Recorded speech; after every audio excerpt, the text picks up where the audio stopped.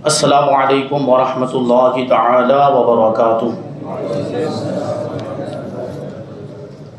نحمده ونصلی ونسلم علی رسولہ الکریم، اما بعد فاعوذ باللہ من الشیطان الرجیم، بسم اللہ الرحمن الرحیم۔ یریدون لیطفئوا نور اللہ بافواہہم واللہ متم نورہ ولو کرہ الکافرون۔ صدق اللہ العظیم۔ ایک مرتبہ درود و سلام کا ہدیہ پیش کر لیں اور پڑھیں اللہم صلی علی سیدنا و مولانا محمد معدن الجود والکرم وآلہ الکرام وابنہ الکریم وبارک وسلم صلاۃ و سلاما علیک یا رسول اللہ صلی اللہ تعالی علیہ وسلم۔ عزیزان ملت اسلامیہ، آج بڑا مبارک دن ہے، عید الفطر کا دن، اور یہ خوشیوں کا دن ہے ہمارے لیے۔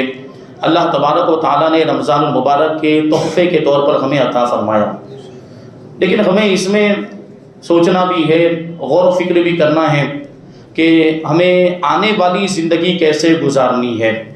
رمضان کا جو مہینہ ہے یہ تو نیکیوں کا موسم بہار ہے، اس میں ہر کوئی نیکی کر لیتا ہے اور شیطان کو بھی زنجیروں میں جکڑ دیا جاتا ہے، لیکن جیسے ہی رمضان کا مہینہ رخصت ہوتا ہے شیطان پھر آزاد ہو جاتا ہے اور ہمارے بھائی اور ہماری بہنیں پھر سے گناہوں کے کاموں میں مبتلا ہو جاتے ہیں، نمازوں سے غافل ہو جاتے ہیں، عبادتوں سے غافل ہو جاتے ہیں۔ تو رمضان کا مہینہ ہمیں ٹریننگ دینے کے لیے آتا ہے تاکہ باقی کے 11 مہینے بھی ہمارے اللہ کی عبادت میں گزریں، اللہ کی فرما برداری میں گزریں۔ یہ رمضان کے مہینے کا ایک مقصد ہے، تو اس مقصد کو ہمیں پیش نظر رکھنا چاہیے اور اسی کے تحت ہمیں تیاری کرنی چاہیے کہ رمضان کے بعد کی بھی ہماری زندگی جو ہے وہ اللہ کی فرما برداری میں گزرے، نافرمانیوں سے ہم بچتے رہیں۔ ابھی عرض کر رہا تھا، جیسے شب قدر کے موقع پر 27ویں شب کے موقع پر میں نے ایک بات عرض کی تھی کہ دشمنوں کا ہمیں مقابلہ ہے اور ہندوستان میں مسلمانوں کے حالات بہت برے ہیں اور بد سے بدتر ہوتے جا رہے ہیں۔ یہ چیزیں ہمارے سامنے ہیں، مسلمانوں کے ساتھ کیسا برتاؤ کیا جا رہا ہے اور مسلمانوں کا قتل عام ہو رہا ہے، برسر عام گولیاں مار دی جا رہی ہیں۔ تو ان چیزوں کے لیے ہمیں کیا تیاری کرنی، اس پر ہمیں غور کرنا ہے۔ یہ بات یاد رکھیں آپ کہ حق اور باطل کی لڑائی یہ آج کی نہیں ہے، سچ اور جھوٹ کی لڑائی یہ آج کی نہیں ہے۔ جب سے پہلے انسان حضرت آدم علیہ السلام کو پیدا کیا گیا تب سے یہ لڑائی جاری ہے۔ حضرت آدم علیہ السلام کا مقابلہ کس سے تھا؟ ابلیس سے تھا۔ اس نے حضرت آدم علیہ السلام کے مقابلے میں تکبر کیا تھا اور آپ کو سجدہ کرنے سے انکار کر دیا، لیکن جیت کس کی ہوئی؟ حضرت آدم علیہ السلام کی ہوئی، یعنی حق کی ہوئی، جو سچ تھا اس کی جیت ہو گئی۔ ایسے ہی زمانے گزرتے گئے، حضرت موسیٰ علیہ السلام کے دور میں حضرت موسیٰ علیہ السلام کا مقابلہ کس سے تھا؟ فرعون سے تھا، لیکن فرعون باطل تھا، فرعون جھوٹا تھا، اس لیے وہ ہار گیا۔ آج اس کا کوئی نام لینے والا نہیں اور ہم حضرت موسیٰ علیہ السلام کے آج بھی تذکرے کرتے ہیں۔ حضرت ابراہیم علیہ السلام کے دور میں آئے تو حضرت ابراہیم علیہ السلام کے دور میں بھی مقابلہ ہوا باطل سے، اور وہ باطل کون تھا؟ نمرود کے ساتھ حضرت ابراہیم علیہ السلام کا مقابلہ ہوا، جو اللہ کے جلیل القدر پیغمبر جن کو خلیل اللہ کہا جاتا ہے، لیکن جیت وہاں پر بھی حق کی ہوئی۔ پھر حضور پاک صلی اللہ علیہ وسلم کے زمانے میں، حضور کے زمانے میں اس امت کا جو فرعون وہ تھا ابو جہل۔ حضور کا مقابلہ ابو جہل کے ساتھ تھا، اور ابو جہل اکیلا نہیں تھا، اس کی پوری ٹیم تھی، ایک پوری جماعت اس کے ساتھ تھی جو اسلام کو نقصان پہنچانے کے لیے سازشیں کرتے رہتے تھے، منصوبہ بندیاں کرتے رہتے تھے۔ اس طریقے سے یہ حضور پاک صلی اللہ علیہ وسلم کے زمانے میں ابو جہل کے ساتھ مقابلہ ہوا، لیکن جیت یہاں پر بھی حق کی ہوئی۔ اللہ تبارک و تعالیٰ نے اپنے دین کی حفاظت فرمائی اور اپنے دین کو پوری دنیا میں پھیلا دیا۔ تو آج ابو جہل کا نام لینے والا بھی کوئی نہیں ملے گا۔ حضور پاک صلی اللہ علیہ وسلم کے بعد بھی صحابہ کرام کو بھی اس طریقے سے باطل قوتوں کا مقابلہ کرنا پڑا۔ مسیلمہ کذاب کا واقعہ آپ نے سنا ہوگا، جس نے سیدنا صدیق اکبر کے دور خلافت میں نبوت کا دعویٰ کیا تھا، نبوت کا جھوٹا دعویٰ کیا تھا، اس کے ساتھ مقابلہ ہوا، وہ بھی باطل پر تھا۔ ظاہر سی بات، حضور کے بعد تو کوئی نبی نہیں ہو سکتا، نیا نبی نہیں ہو سکتا ہے۔ مسیلمہ کذاب نے نبوت کا جھوٹا دعویٰ کیا تھا اور اس کو بھی مٹا دیا گیا۔ اللہ تبارک و تعالیٰ نے اس کا بھی نام و نشان ختم کر دیا، اور اسلام آج بھی لے لہا رہا ہے، اور اسلام آج بھی دیکھیں تو پوری دنیا کے اندر پھیلا ہوا ہے۔ اس کے بعد آپ آگے چلیں تو آپ جانتے ہیں کربلا کا معرکہ، جس میں امام علی مقام، ایک جانب کون ہے؟ امام علی مقام، امام حسین رضی اللہ تعالیٰ عنہ، اور دوسری جانب جو باطل قوت ہے اس کا نام تھا یزید۔ یزید کے ساتھ امام علی مقام کا مقابلہ ہوا، امام علی مقام بظاہر شہید ہو گئے، اور یزید سمجھ رہا تھا کہ میں جیت گیا، لیکن یزید جیتنے کے باوجود ہار گیا ہے، اور امام علی مقام امام حسین رضی اللہ تعالیٰ عنہ شہید ہونے کے باوجود جیت گئے، کیونکہ آج یزید کا نام لینے والا کوئی نہیں ہے، اور امام علی مقام کا تذکرہ تو گلی گلی کوچے کوچے میں ہو رہا ہے۔ آپ کو میں نے یہ بات پہلے بھی عرض کی تھی کہ آج آپ چلے جائیں کسی بھی مسلمان کے محلے میں، کسی بھی مسلمان کی بستی میں چلے جائیں جو صحیح العقیدہ خوش عقیدہ مسلمانوں کی بستی میں چلے جائیں، تو آپ کو وہاں پر بہت سارے حسین مل جائیں گے، حسین نام کے بہت سارے بچے مل جائیں گے، لیکن یزید نام کا کوئی بچہ ملے گا؟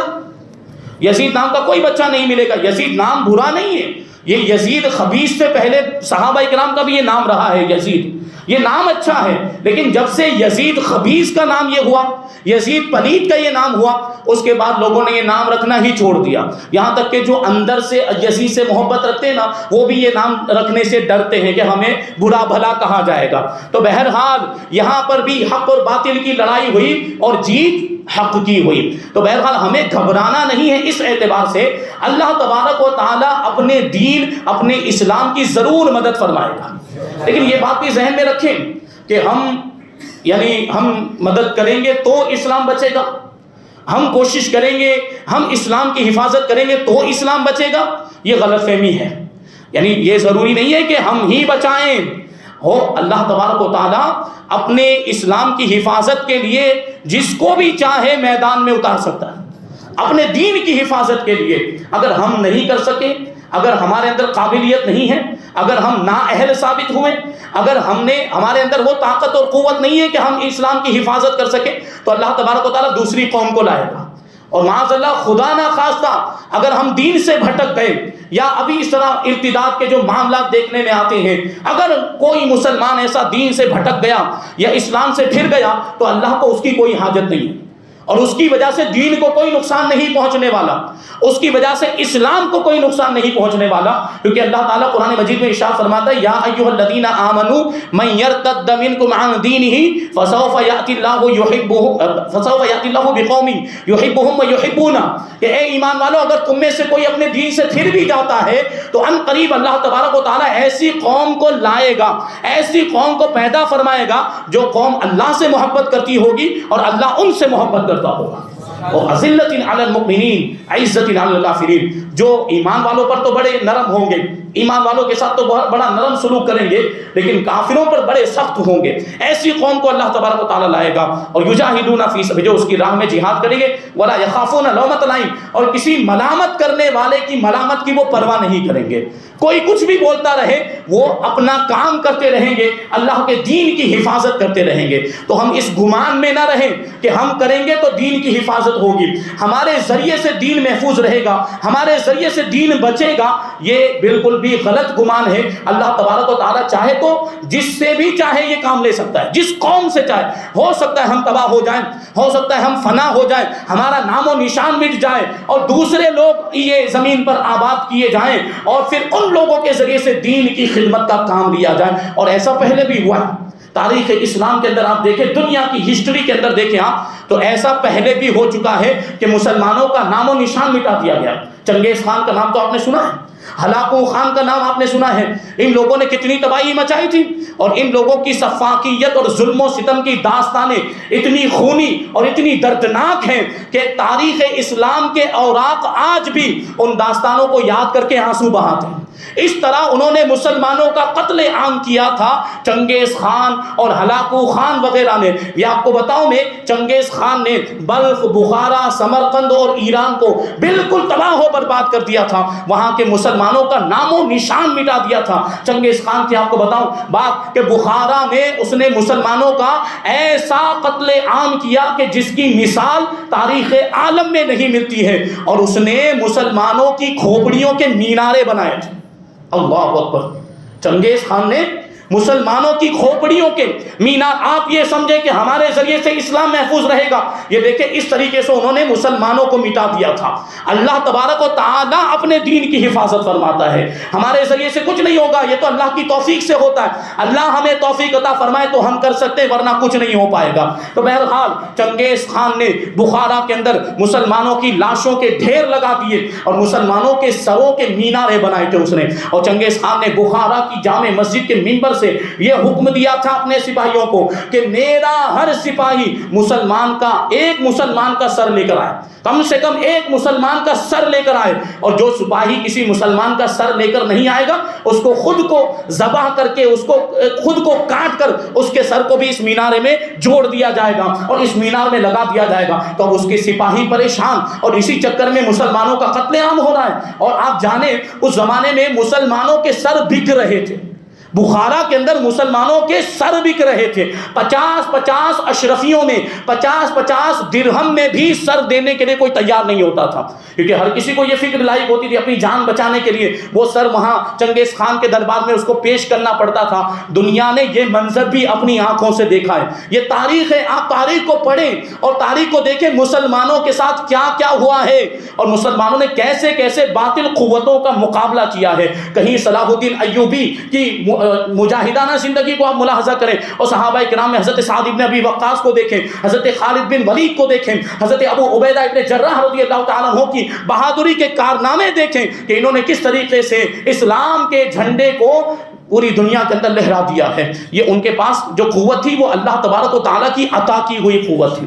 وہ خدا داد قوت کے ذریعے سے, ایمانی طاقت کے ذریعے سے وہ ہر میدان کو فتح کرتے ہوئے نظر آتے تھے. اور پھر ہم آگے بڑھیں تو محمد بن قاسم کی زندگی ہے, طارق بن زیاد کی زندگی ہے, یہ سب مجاہدین اسلام ہیں. اسی طریقے سے ہم اپنے ملک کی بات کریں تو سلطان محمود غزنوی کی زندگی ہمارے سامنے ہے اور سلطان شہاب الدین غوری کی زندگی ہمارے سامنے. یہ سب آپ بھی پڑھیں, اپنے بچوں کو بھی پڑھائیں تاکہ پتہ چلے کہ ہماری تاریخ کتنی روشن ہے, ہماری ہسٹری کتنی منور ہے اور آپ کے بچے اپنے مسلمان ہونے پر فخر محسوس کریں.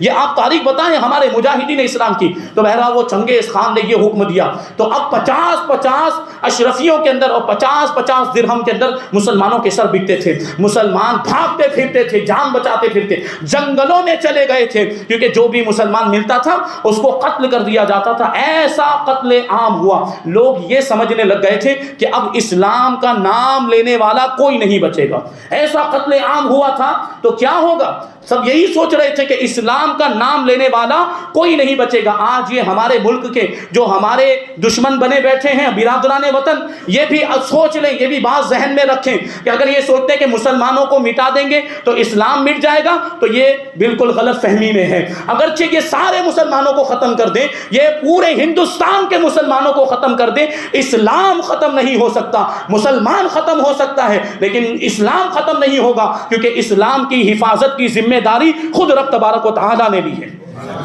اسلام کو نہیں مٹایا جا سکتا. تم مسلمانوں کو تو مٹا سکتے ہو لیکن اسلام کو نہیں مٹا سکتے. تو یہی ہوا. چنگیز خان کا پوتا ہلاکو خان, اس نے حملہ کیا بغداد پر اور وہاں بھی بڑی خونی جنگ ہوئی اور قتل عام ہوا. اور مسلمانوں کے خون سے بغداد میں جو دریا دجلہ اس کا پانی رنگین ہو گیا تھا, اس کا پانی لال ہو گیا. سوچے کیسا قتل عام ہوا. مسلمانوں کو قتل کیا گیا, آدھی لاشوں کو دریا دجلہ کے اندر ڈال دیا گیا اور آدھی لاشوں کو جلا کر خاک کا ڈھیر بنا دیا گیا. اس طریقے سے مسلمانوں کا قتل عام کیا گیا. اور پھر آپ کو ایک بات اور بتاؤں, بغداد کے اندر اسلام کا سب سے بڑا, اسلامی دنیا کا سب سے بڑا کتب خانہ تھا. سب سے بڑا کتب خانہ یہ بغداد شریف کے اندر اس وقت موجود تھا. وہ پورا کتب خانہ ان لوگوں نے دریائے دجلہ کے اندر ڈال دیا. وہ ساری کتابیں دریائے دجلہ کے اندر ڈال دی. اب آپ سوچیں وہ کتابوں کے اندر روشنائی وہ کون سے رنگ کی ہوتی ہے, وہ کالے رنگ کی ہوتی ہے. اور آج کے زمانے کی طرح وہ پکی روشنائی نہیں ہوتی تھی جو سیاہی فاؤنٹین پین میں استعمال ہوتی ہے, اس طرح کی روشنائی تھی, وہ سیاہی تھی. اور ساری کتابیں جب ڈالی, پہلے پانی خون سے رنگین ہو گیا تھا, اب کتابوں کی روشنائی کی وجہ سے کالا ہو گیا, پورا پانی سیاہ ہو گیا. یہ کتنی دردناک داستان ہے. کیسے قتل عام ہوا؟ کیا ایسے میں کوئی سوچ سکتا ہے کہ اب مسلمان دنیا میں پنپ پائیں گے, پنپ سکیں گے؟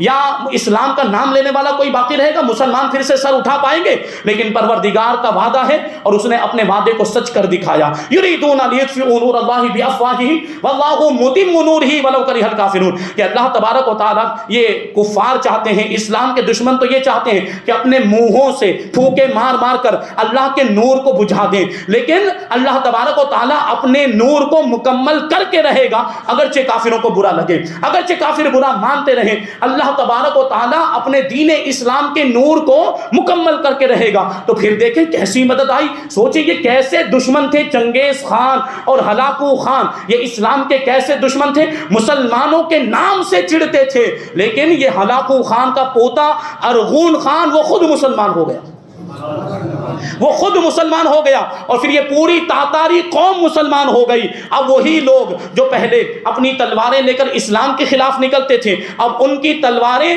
اسلام کی نصرت و حمایت میں بے نیام ہو گئی. اب اسلام کی خود حفاظت کر رہے ہیں، اور اسلام کا پرچم پوری دنیا کے اندر انہی لوگوں نے لہرایا.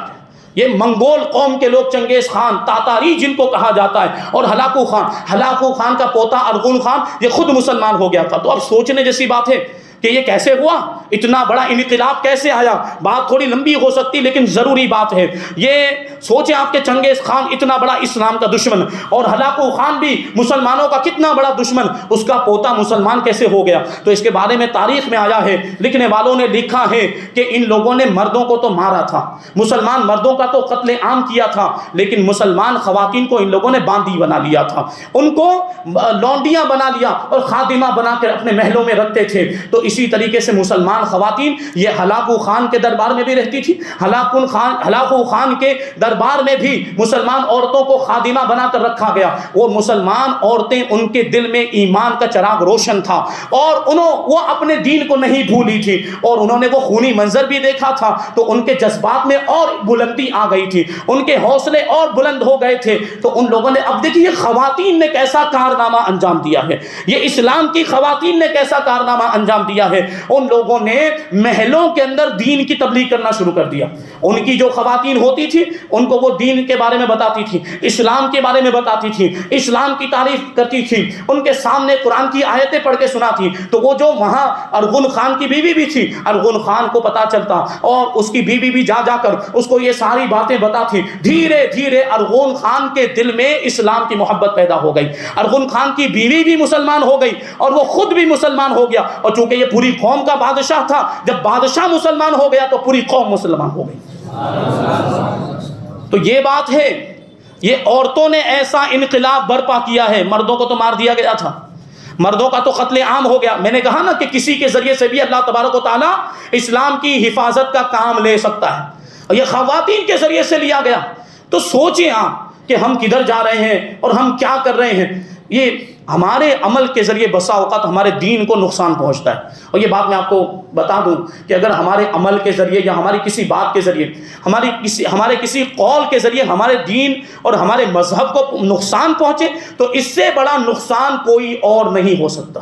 کہ ہماری وجہ سے ہمارے دین کو نقصان، کچھ فائدہ تو نہیں پہنچا پا رہے ہیں، ہم اپنے دین کو کوئی فائدہ تو نہیں پہنچا پا رہے ہیں، اور نقصان پہنچ جائے تو کتنی بری بات ہے. یہ اس سے بری بات تو کوئی نہیں ہو سکتی ہے. تو بہرحال بات یہاں پر آ گئی ہے کہ ہم اپنے آپ کو سدھاریں اور اپنے اندر وہ جذبہ پیدا کریں. یہ مسلمانوں کو مارنے کی اور مسلمانوں کو ختم کرنے کی سازشیں ہو رہی ہیں، ہم اس کی تیاری کریں کہ ہم اس کا مقابلہ کیسے کریں گے. اللہ تبارک و تعالیٰ تو اپنے دین کو بچائے گا، اپنے اسلام کو بچائے گا، لیکن ہم اپنے آپ کو کیسے بچائیں گے؟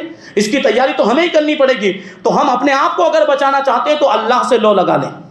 اگر ہم اپنے آپ کو بچانا چاہتے ہیں تو ایمان کو مضبوط کریں. بار بار یہ بات کہی جاتی ہے کہ جو بھی مجاہدین اسلام ہر میدان میں کامیاب ہوتے تھے ان کے پاس ایمان کی طاقت تھی، اور آج ہمارا ایمان کمزور ہوتا چلا جا رہا ہے. تو اس بات پر توجہ دینے کی ضرورت ہے. ایک بزرگ عالم دین کی بات بتا کر میں بات کو ختم کر دوں. ایک بزرگ عالم دین نے کتاب کے اندر لکھا ہے، دیکھیں ہمارا حال کیا ہے اس مرتبہ، اس زمانے میں ہمارا حال کیا ہے وہ ہم غور کریں کہ ہم کہاں تک پہنچ گئے. وہ بزرگ عالم دین لکھتے ہیں کہ میں ایک جگہ پر محرم کے مہینے میں تقریر کر رہا تھا، اور کہتے کہتے میں نے یہ بات کہی کہ یزید کے زمانے میں اسلام کو بڑا خطرہ تھا. یزید کے زمانے میں اسلام کو بڑا خطرہ تھا، اسلام کو یزید کی وجہ سے نقصان پہنچ رہا تھا. تو مجمع میں سے ایک آدمی کھڑا ہو گیا. مجمع میں سے ایک آدمی کھڑا ہو گیا اور عالم دین سے، بزرگ عالم دین سے پوچھنے لگا کہ حضرت کیا اس زمانے میں اسلام کو زیادہ خطرہ تھا یا اس زمانے میں اسلام کو زیادہ خطرہ ہے؟ یہ آج سے تقریباً 50-60 سال پہلے کی بات کر رہا ہوں، 50-60 سال پہلے کی بات. تو وہ عالم دین کہتے ہیں، وہ کھڑے ہو گئے، اپنی کرسی سے کھڑے ہو گئے اور کہتے کہ تم نے تو میری دکھتی رگ پر ہاتھ رکھ دیا، تم نے تو میری دکھتی رگ پر نشتر لگا دیا ہے، تم نے تو کیسی بات چھیڑ دی ہے. پھر جواب دیا انہوں نے، وہ کہا کہ ہاں اگرچہ ہم یہ کہتے ہیں کہ یزید کے ذریعے سے بڑا خطرہ تھا، لیکن اس زمانے میں اسلام کو اور زیادہ خطرہ، اس زمانے میں اسلام کو اور زیادہ نقصان پہنچنے کا اندیشہ ہے کہ اس زمانے میں ایک یزید تھا لیکن اس کا مقابلہ کرنے کے لیے امام علی مقام بھی تھے. سبحان اللہ. امام علی مقام امام حسین رضی اللہ تعالیٰ عنہ نے اپنا سب کچھ قربان کر کے دین اسلام کو بچایا ہے. اپنا سب کچھ قربان کرنے کے بعد دین اسلام کی ڈگمگاتی ہوئی اور لڑکھڑاتی ہوئی کشتی کو ساحل نجات پر پہنچا دیا ہے. آج ہزاروں یزید موجود ہیں. آج آپ دیکھیں ہر وہ شخص جو یزید والا کام کر رہا ہے، ہر وہ شخص جو شراب نوشی کرتا ہے وہ یزید والا کام کر رہا ہے، ہر وہ شخص جو گناہوں کے کام کر رہا ہے وہ یزید والا کام کر رہا ہے. ہم امام حسین کا نام تو لیتے ہیں لیکن ہم امام حسین کے طریقے پر نہیں ہیں. جو بھی گناہ کبیرہ کا مرتکب ہے وہ یزید کے طریقے پر ہے. میں کسی کو یزیدی نہیں کہہ رہا ہوں، وہ برا لگ جاتا ہے پھر لوگوں کو کہ ہم کو یزیدی کہہ دیا. میں تو طریقے کی بات کر رہا ہوں کہ تمہارا طریقہ کیا ہے اس پر غور کریں. کیا امام حسین کے طریقے پر ہیں آپ یا یزید کے طریقے پر ہیں؟ یزید بڑا بے حیا تھا، یزید زناکار تھا، یزید شراب خوری کرتا تھا اور یزید جوا کھیلتا تھا. یزید نے طرح طرح کے گناہوں کو اپنی حکومت نے عام کیا تھا. وہی سارے کام اب ہم کرتے ہوئے نظر آ رہے ہیں. تو بزرگ عالم دین نے کہا کہ اس زمانے میں تو ایک یزید تھا اور اس کا مقابلہ کرنے کے لیے امام علی مقام تھے. اس زمانے میں ہزاروں یزید موجود ہیں لیکن ان کا مقابلہ کرنے کے لیے کوئی بھی امام علی مقام نہیں ہے. کوئی بھی امام علی مقام نہیں ہے. کوئی جو ان سارے یزیدوں کا مقابلہ کر سکے، جو دین اسلام کو نقصان پہنچا رہے ہیں؟ ہے کوئی؟ تو ہم ہی کو تیاری کرنی پڑے گی. ہم ہی کو خود سب سے پہلے اپنے آپ سے شروعات کریں، سب سے پہلے اپنی اصلاح کریں کہ ہم کہاں ہیں اور ہم کتنے گناہوں کے دلدل میں پھنسے ہوئے ہیں. گناہوں کے دلدل سے باہر نکلیں، اپنے آپ کو سدھاریں، دین سے قریب ہو جائیں، اسلام سے قریب ہو جائیں اور اسلام کی روح اپنے اندر پیدا کریں. تب جا کے آپ کے پاس روحانی طاقت آئے گی، ایمان کی مضبوطی آئے گی، پھر کسی کا بھی آپ مقابلہ کر سکتے ہیں. بہرحال یہ بات یہ کہی گئی ہے، اللہ تبارک و تعالیٰ اپنے دین کی حفاظت کرے گا، اسلام کی حفاظت کرے گا. مسلمان ختم ہو سکتے ہیں، مسلمان مٹ سکتے ہیں، لیکن ہمیں یہ بھی تو غور کرنا ہے کہ خدا نخواستہ یہ CAA NRC وغیرہ آ گیا اور ہم کو یہ ملک چھوڑ کے جانا پڑا تو ہماری مسجدوں کا کیا ہوگا، ہمارے مدرسوں کا کیا ہوگا، ہماری درگاہوں کا کیا ہوگا؟ یہ ساری چیزوں کے بارے میں بھی تو سوچنا ہے. ہمیں اپنے ایمان کے بارے میں بھی سوچنا ہے اور اپنے دین کے بارے میں، اپنے اسلام کے بارے میں بھی سوچنا ہے اور اس کے اعتبار سے ہمیں تیاری بھی کرنی ہے. بہرحال اور بھی باتیں کہی جا سکتی ہیں لیکن وقت ہو گیا. اللہ تبارک و تعالیٰ کی بارگاہ میں دعا ہے کہ جو کچھ بھی بیان ہوا اس پر ہم سب کو عمل کرنے کی توفیق عطا فرمائے، ہم سب کو ایمان کی مضبوطی عطا فرمائے اور دین اسلام کے لیے ہم کو اپنا تن من دھن، اپنی جان، اپنا مال، اپنی اولاد، اپنا سب کچھ قربان کرنے کا حوصلہ اور توفیق عطا فرمائے. وما علینا الا البلاغ.